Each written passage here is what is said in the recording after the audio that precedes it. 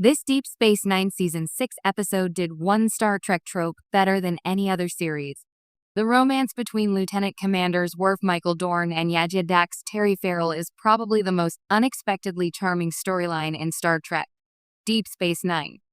From the beginning of the show, Yajia is filled with a passion for life and an enduring interest in Klingon culture. LT, Commander Worf, on the other hand, is a significantly more somber figure, making their relationship simultaneously unexpected and deeply complementary.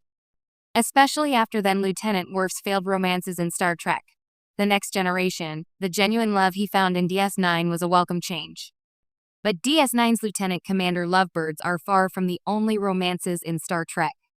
And when Worf and Yajia culminated their relationship in a marriage in the Season 6 episode, You Are Cordially Invited, they joined the rare ranks of Star Trek couples who actually got married on the show.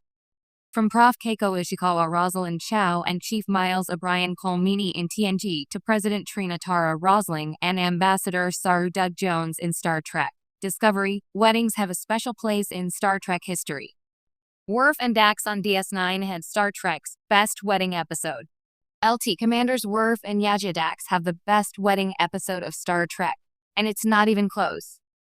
Very few weddings are shown in Star Trek, and even fewer have entire episodes devoted to the impending nuptials.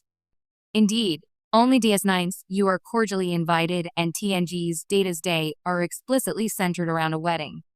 But whereas the latter treats Keiko and Transporter Chief Miles O'Brien as secondary to political intrigue and LT, Commander Data's Brent Spiner emotional development, You Are Cordially Invited, is devoted to the marriage of Worf and Yajia.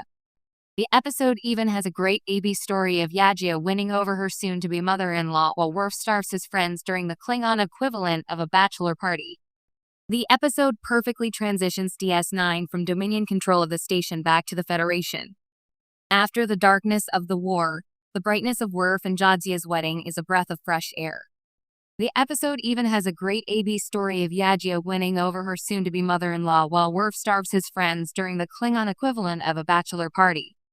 Since the wedding is the backbone of the episode, and every aspect of the plot is so genuinely uplifting, You Are Cordially Invited is clearly the best wedding episode in Star Trek. Star Trek has long embraced the mirror trope, the idea of confronting darker versions of characters, societies, or even ideals.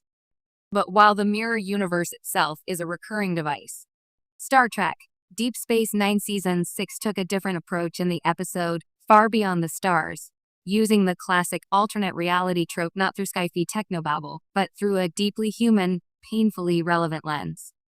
In doing so, DS9 achieved something no other Star Trek series quite matched.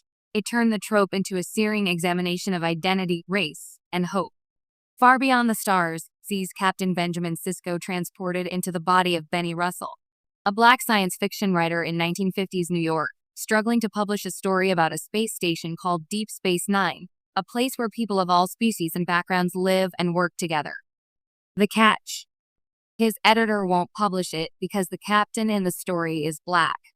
What begins as a dreamlike break from the Dominion War arc becomes a haunting mirror reflecting both Sisko's burden as a Starfleet captain and Avery Brooks's real-world identity as a black man playing that role in a franchise built on utopian ideals. Most Star Trek episodes that dabble in alternate realities lean on funhouse exaggeration, Spock with a beard, evil Starfleet officers, or fascist timelines. But Far Beyond the Stars strips away the sci-fi trappings to deliver something raw and deeply grounded. By making the episodes mirror a historical past rather than a parallel future, DS9 forces its audience to confront uncomfortable truths rather than escapist distortions. What truly elevates the episode and the trope it represents is the way it uses the ensemble cast. Characters like Kira, Odo, and Dukat appear as 1950s versions of themselves, editors, writers, cops, which lends the episode a surreal quality. But even more, it emphasizes that systemic injustice isn't limited to villains or aliens. It's embedded in society and culture. Avery Brooks, who also directed the episode, delivers what is arguably the finest performance of his career. Benny Russell's final breakdown, screaming that he is real and so is his story, resonates far beyond the narrative. It's a declaration of existence in a world that refuses to see you. In that moment, Star